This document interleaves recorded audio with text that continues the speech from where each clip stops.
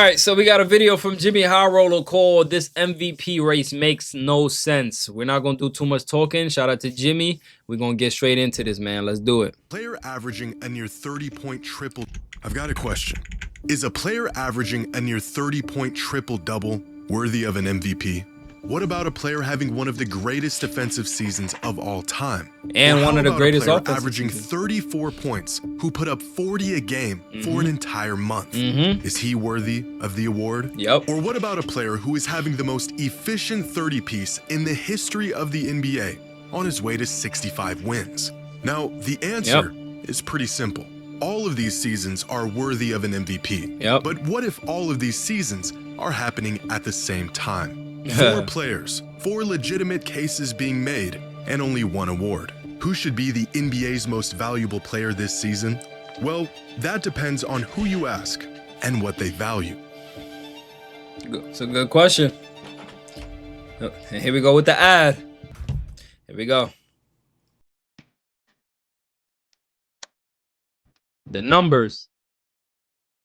So dramatic. Winning the MVP usually means putting up numbers that jump off the stat sheet. It's not the only thing that matters, but big eye-popping box scores have almost become a prerequisite for the MVP award. And right now there's 2 players who don't just stand out this season, they stand out amongst every season. If we just look at raw box score numbers, Jokic and Luka are gapping the entire league this season. Their numbers have gotten so absurd that they make Shea's 31, 4, and 7 look kind of normal. Add up their per-game points, rebounds, and assists, and Jokic and Luka are having 2 of the top 5 most productive seasons in modern NBA history. Jokic joining the 50 Club, an exclusive group that was previously only occupied by 2017 MVP Russell Westbrook, 2025 Jokic, and 2024 Luka.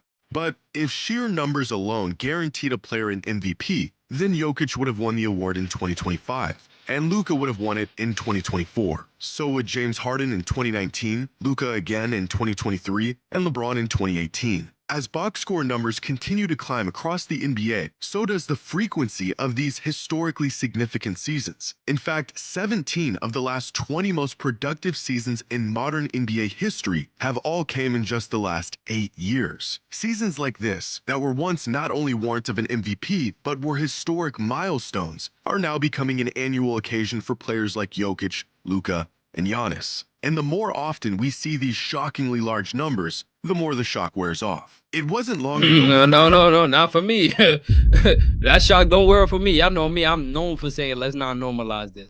What? Annual occasion for players like Jokic, Luka, and Giannis. And the more often we see these shockingly large numbers, the more the shock wears off. It wasn't long ago when averaging a triple-double all but guaranteed Russell Westbrook an MVP as a 6th seed. But in today's NBA, averaging a near 30-point triple-double might not even land you in the top 3 spots for the MVP. That's why I'm saying, bro.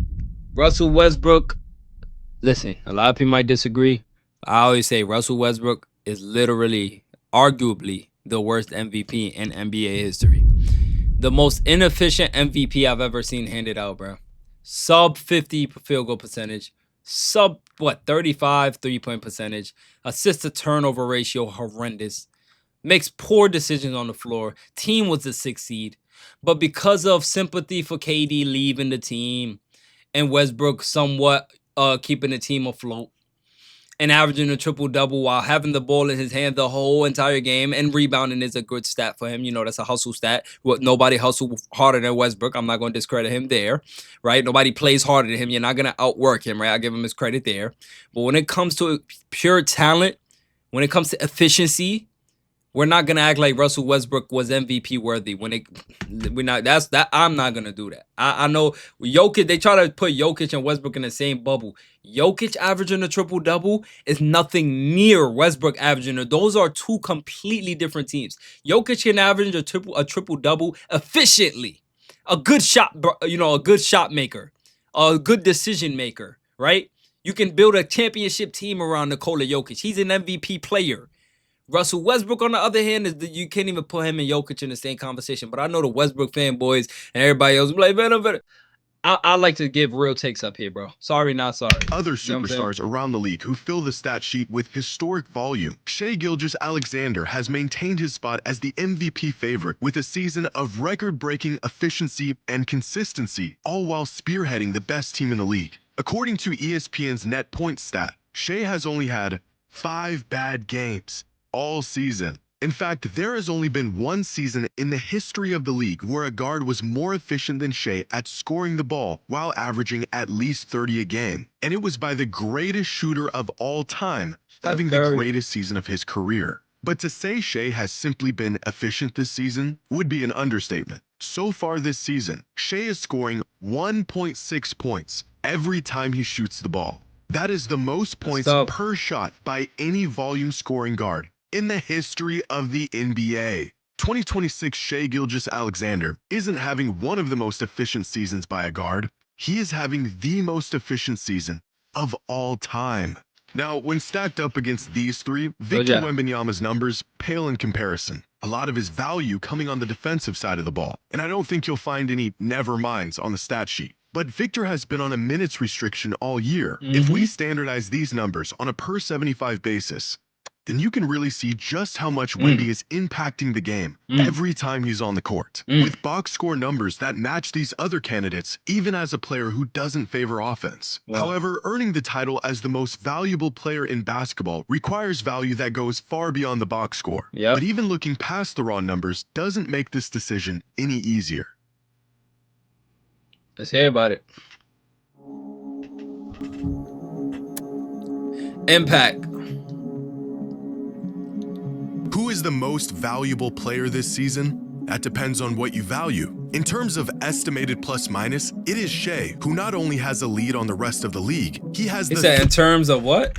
Estimated plus minus, it is Shai, who not only has a lead on the rest of the league, he has the third highest single season EPM of any player this century, only trailing 2019 MVP James Harden and 2016 MVP Steph Curry. If we look at crafted plus minus, it's Nikola Jokic who reigns as the best player in the league this season, followed by Wemby and Shai. And if we look at daily plus minus, it is Jokic once again who tops the league. Bro, like what is all these stats, bro? Estimated plus minus, daily plus minus, like these spreadsheets is like, bro, like you know what I'm saying? It gets to a point where you get too deep in the stats where you get lost, bro. Like I ain't gonna lie. Like what we gonna estimated division? Like I'm gonna just make my own stat. They got estimated plus minus. I'm finna just make my own estimated division subtraction or something. I don't even know. A sizable lead on everyone else. If these all-in-one advanced metrics told us everything, Nikola Jokic would be walking away this season with his 4th MVP. Fortunately for the rest of the field, the value a player provides for his team cannot be boiled down to one simple number.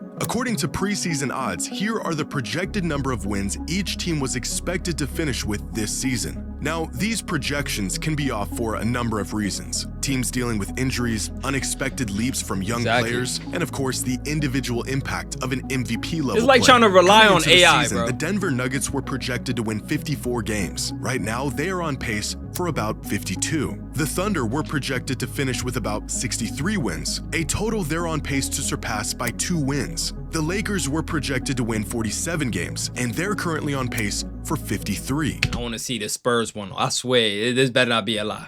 Nobody expected the Spurs to do well. So I want to see this one right here. Hold on, let me make my camera.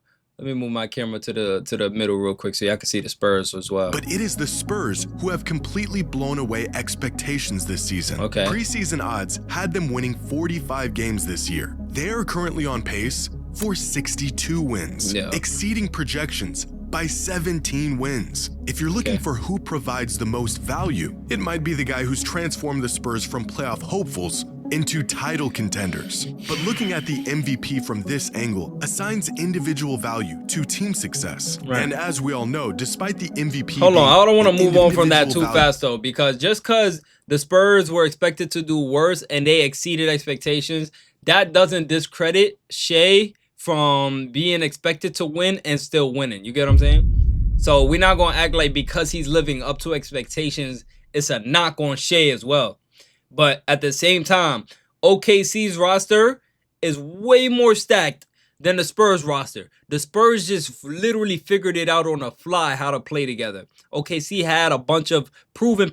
They got Alex Caruso. They got Isaiah Hartenstein. You know, they picked Chet Holmgren. They got already. They draft. So they got a Jalen Williams, I should add, right? Then you got AJ Mitchell coming off your bench. You got so much. Oh my God. Then they even got Jared McCain. They're just falling into players, bro.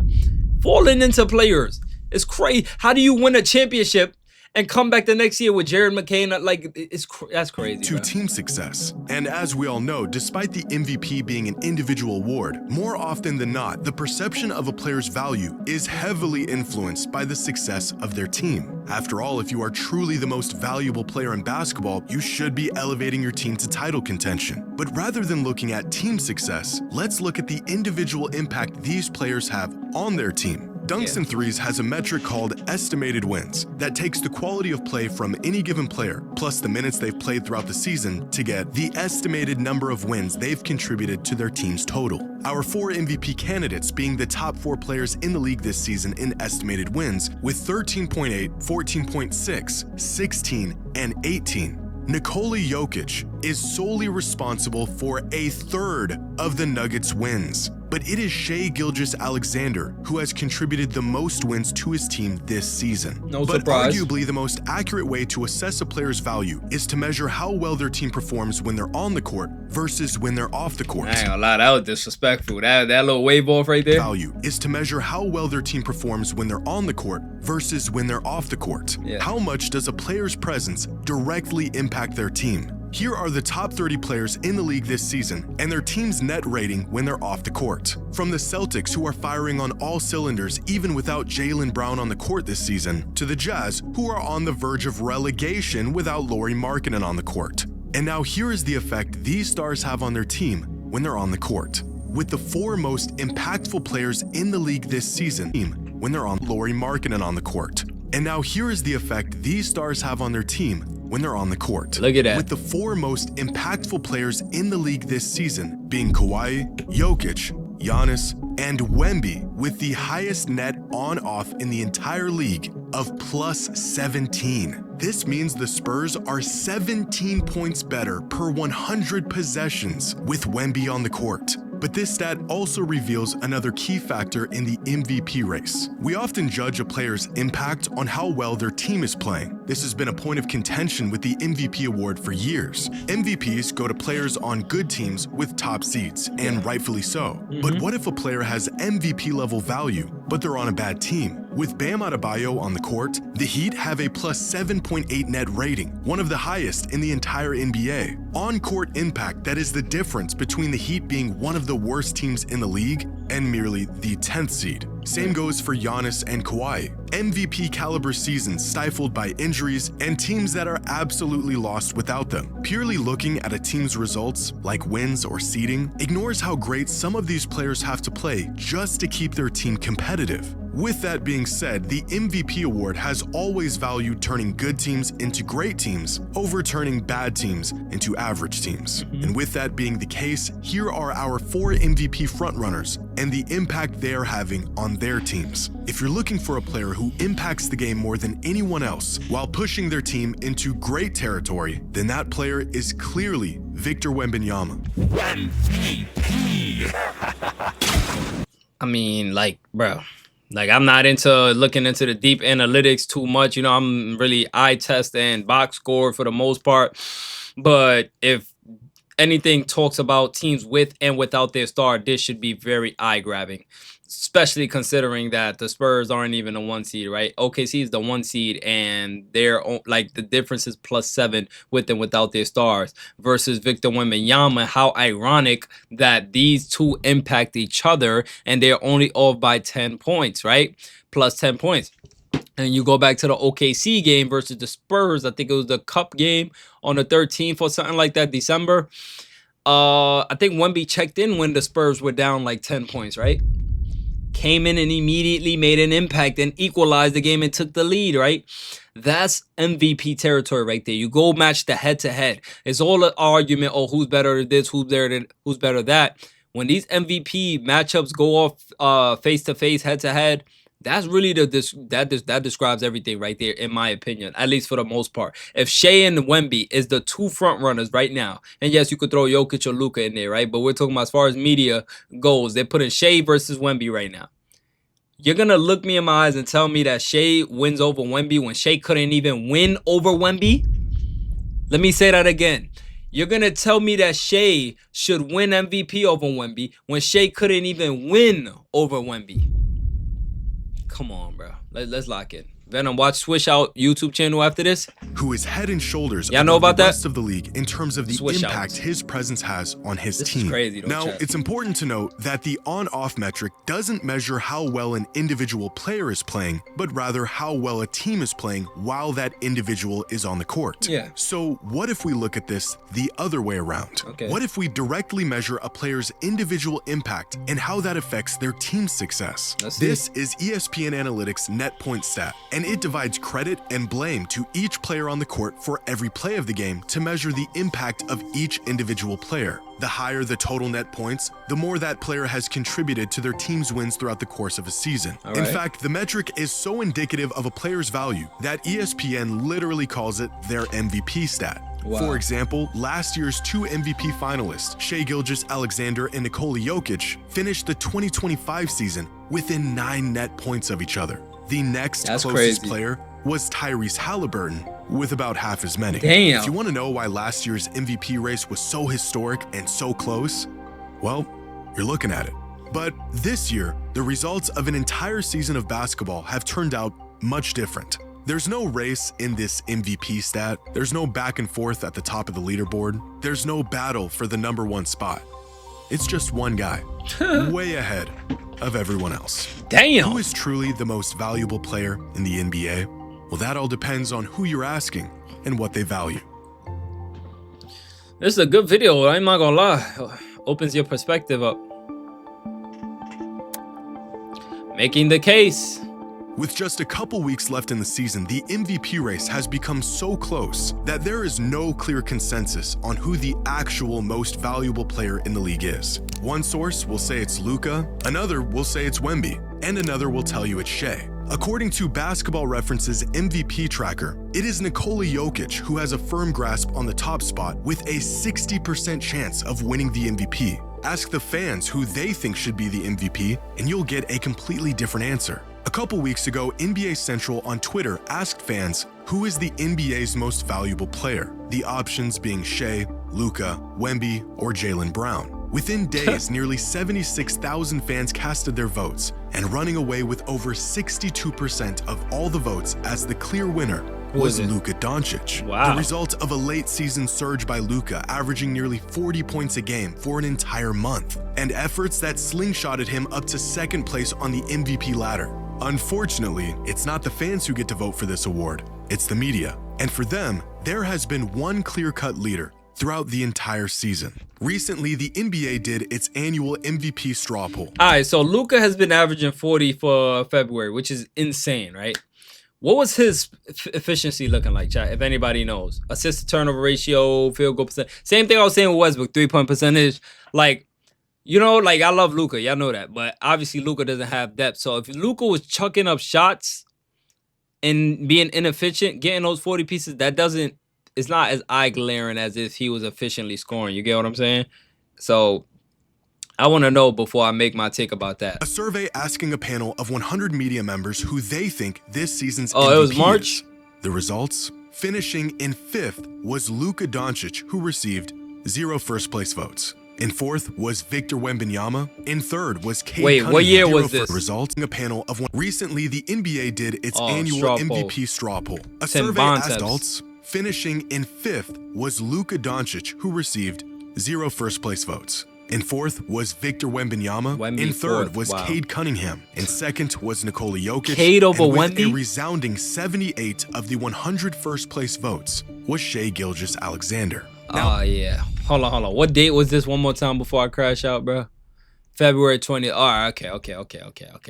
Because Wemby did just now really overlap Shai as far as media, opening the media's eyes to what the hell he's been doing the whole season. But it took a press conference to let everybody know what he's been doing. Like, that's Third crazy, was bro. Cade Cunningham, and second was Nikola Jokic, and with a resounding 78 of the 100 first place votes was Shai Gilgeous-Alexander. Now, this poll was conducted back on February 20th, 2 full months before the end of the season, and a lot can and has changed over that time. But in 2025, the same media straw poll was conducted around the same time, and they accurately picked the MVP last season. Wow. They also accurately picked the MVP in 2024, and in 2023, and in 2022, and in every single season since the introduction of this mid-season MVP poll in 2016. Wow. Over the course of the entire season, 9 different players have slid in and out of the MVP leaderboard, from Luka and Cade to Brunson and Jaylen Brown. But the first half of the season was all Nikola Jokic, dominating the #1 spot for 10 consecutive weeks. It wasn't until an injury sidelined him for a month when Shai Gilgeous-Alexander snagged the top spot and held on to it in what some people described as a runaway victory. At least it was Until he went until out last week, when for the first time in his young career, Victor Wembanyama grabbed the top spot as the MVP frontrunner. The biggest catalyst in Victor's climb to the #1 spot, not necessarily being his play on the court, which Like, look has been at this, strong bro. and consistent Look at throughout this, the bro. #1 spot, Look at this not clip necessarily alone. being This is crazy, bro. his play on the court, which has been strong and consistent Come throughout on, the no entire glaze, bro. season. It's Look what at he this. said off the court. 3 arguments. My first one would be that defense is 50% of the game Yep. and that it is undervalued so far in the MVP race. Luka averaged 37.5 points per game, 8 rebounds, 7 assists per game, 2.3 steals per game on 49.2% field goal percentage. Not gonna lie, that's definitely applaudable, bro. That's definitely applaudable. Luka should definitely be, I'd say, at least top. Bro, I ain't gonna lie. Now that I'm thinking about it, this MVP race is actually 2 stacked, bro. Cause then Jokic, you gotta worry about shit. Yeah, man, this is it's crazy, bro. That's why I said, bro, you gotta factor in defense. You see what I'm saying? Why it's the equalizer for Wemby? Because what does Wemby do that the rest don't? Is play D. Everybody want to focus about offense. Is Luka Doncic a rim protector? Is he a point of attack defender? No. Is Nikola Jokic a point of attack defender / rim protector? No. Is Shai a rim protector / point of attack defender? No. You can argue he can be a point of attack defender if he wanted to. If that was his role, he can be because he plays good defense. But come on, bro. When we talking about the best defensive player of all time, is Victor Wembanyama. I believe I'm the most You know what I'm impactful saying? player defensively in the league. Second argument would be we almost swept OKC in the season and we dominated them. My third argument Bro, would be that's that gangster to say, bro. we swept OKC in the season and we dominated them. We dominated them. Like, he's talking crazy. Knowing he got to see them in the playoffs, bro. Like, this is what MVP... Hey, listen. This is good for the league right here, bro. Talking crazy to your rivals like that, you already know he hates Chet's guts. He hate what Chet ate for breakfast. He hate what everything Chet does, bro. And the fact that he's talking crazy about their whole team, like, we swept them and we almost swept them and we dominated them. You know what I'm saying? For the most part. Like, knowing he got to see them. Knowing that this could be fuel for them in the playoffs. And he's like, I don't care. I got it. I want it. Like, that's gangster. My third argument would be that offense impact is not just sports. It's not. Immediately after this interview, Wemby's odds to win MVP shot up from plus 1,900 to plus 225, pushing Luka into the 3rd spot and turning this late season battle, at least on paper, into a 2-man race. If the MVP strictly went Hold to on, the one best last thing. I seen Shai talk about some, oh yeah, I don't matter. I'm gonna let my game do the talking. Bro, stop it, gang. Yo, like, that nonchalant gimmick gotta stop, man. It gotta stop. Like, I understand you want to let your game do the talking. Okay, cool. But saying you gonna let your game do the talking, like, we know what you trying to do, gang. It's the nonchalant gimmick. The nonchalant gimmick gotta stop, man. Like, we not stupid, bro. For one, you know damn well you can't say nothing. You cannot rebuttal it. You can't say, oh, defense is not 50% of the game, right? What you gonna go up there and say? What can you go up there and say that Wemby can't say? Wemby can get a bucket whenever he want. And Wemby could play better defense than, like, like, come on, bro. team, then for the same reason he won it last season, Shai Gilgeous-Alexander would be crowned as the league's most valuable player. If the award went to the player who has the largest impact on his team, then Victor Wembanyama would become the youngest MVP in the history of the league. If the award was for the most dominant player in the league, Nikola Jokic would be a 4-time MVP by the end of the season. I got And Jokic if the number fans 2 had a probably. say in it, Luka Doncic would be walking away as the league's most valuable player. With 2 weeks left in the season, the MVP race has grown closer than it's ever been. And with 4 players who all have a legitimate case for the award, only one can earn the title as the NBA's most valuable player.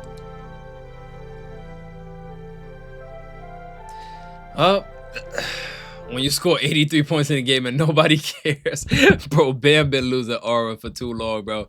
Hey, listen though, man. That was a good video by Jimmy. I'm gonna keep it real with y'all, chat.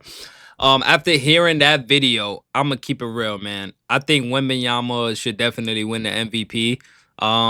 This video definitely opened my eyes to Luka. I was definitely sleeping, but I haven't been reacting to Lakers games lately, so I'm kind of out the loop on Lakers reaction. I will be picking it back up soon. I missed the Slovenian sniper, but I never expected much from Luka in this season, man. Like I said, bro, I think the Lakers is a gimmick right now. As long as they got that roster, I don't take them serious. But listen, I'm open to being proven wrong. Luka averaging damn near 40 on almost 50% from the field. That's applaudable. I would like to know his turnover to assist ratio as well, but listen, man, 40 is 40, bro, especially when it's that efficient. So I think Luka should either be 2 or 3, nowhere near the defender that Wemby is, right? So you got to factor that in as well. Wemby doesn't get in the way of the game to get his, and I'm not saying Luka does, but Luka will get his win or loss. You get what I'm saying? Like Luka will get his win or loss. Like he's gonna get his bucket. I done seen end of Lakers game where Luka's just going for layups. You know what I'm saying? He still got his heart into it, still just trying to get points. So that's what I mean. Like it's little stuff like that that you got to pay attention to as well. You know what I'm saying? But anyways, man, Wemby's my MVP. And listen, I don't think it's enough time to change my mind. MVP. Shit, I'm saying.